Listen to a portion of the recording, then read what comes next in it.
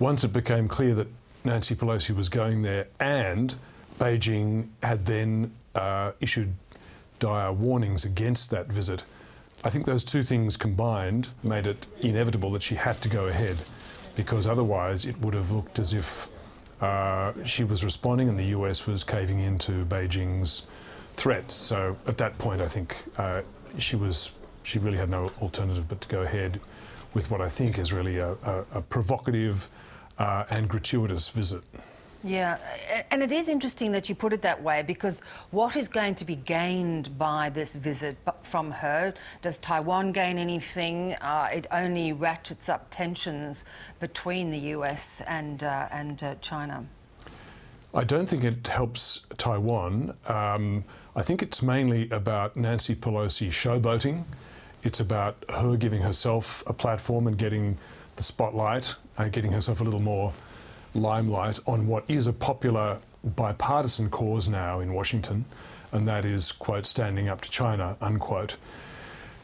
It's forced Joe Biden to go on the record saying that the US military does not support the idea, and Biden himself, by implication, does not support the idea. So it doesn't seem to help Taiwan, and as you say, Bev, it really just serves to increase the tensions and give Beijing an opportunity to look righteous in whatever moves it takes to oppose and criticise her visit. And oppose it they have been incredibly forceful with their opposition to it. What are we likely to see from them that's going to match the rhetoric? And you can understand the rhetoric and the rhetorical anger and posturing. I mean, if the point of Xi Jinping is to bring to fruition China's recovery from a century of humiliation, then this looks like an attempt at humiliation of China by the Speaker of the US House of Representatives, rubbing its nose in the fact that she's recognising a country which US officially doesn't recognise as a country, and daring China to do something about it. What are we likely to see, is your question. Well, I mean, we don't know, but it's clearly got military manoeuvres on both sides now, the Chinese side and the US side. We're at a point now where if she insists on going through, then the US Defence Forces must protect her, and the Chinese side will feel obliged to make attempts to at least make this look like a dangerous mission for her, and perhaps even further try to escort her plane out of Chinese airspace. And how the US will respond to that, how the Chinese pilots will respond to that.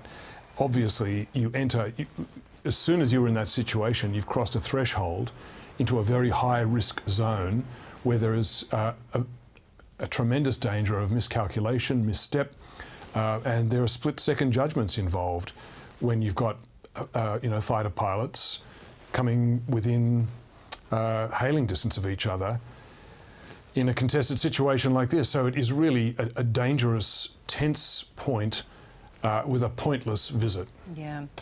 Have things deteriorated in terms, too, of the way Joe Biden has responded to how the US would act should there be any hostile act towards Taiwan in recent months?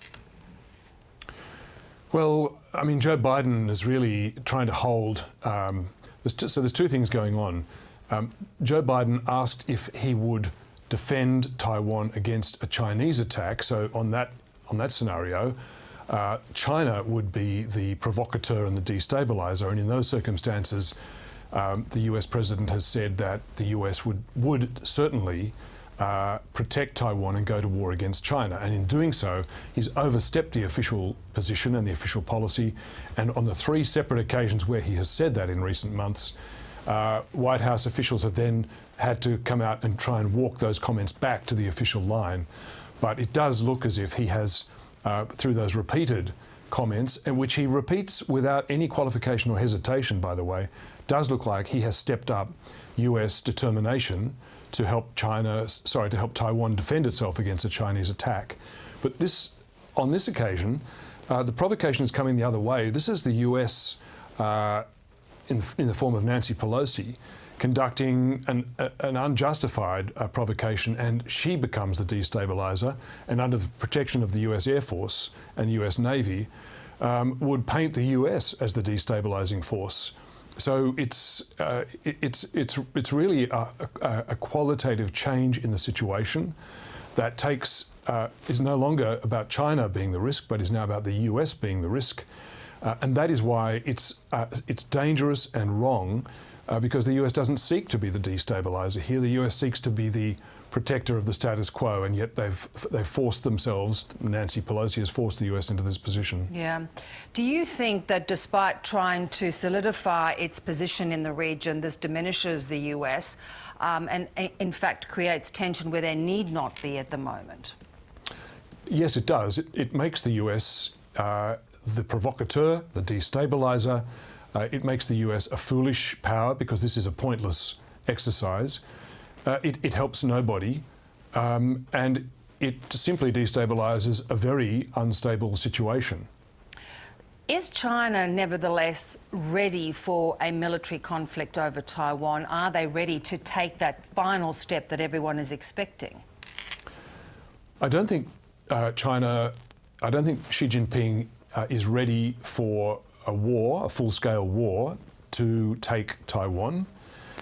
I think when he is ready to act, he wants China to act on its own terms and timing, not as in this case, reacting to a US provocation.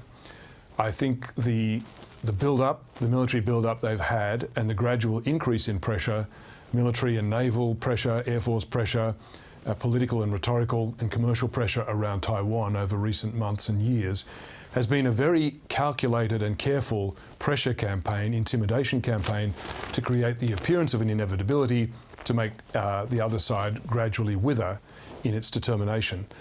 This does not fit that scenario at all. This would force China into a war for which it's not prepared.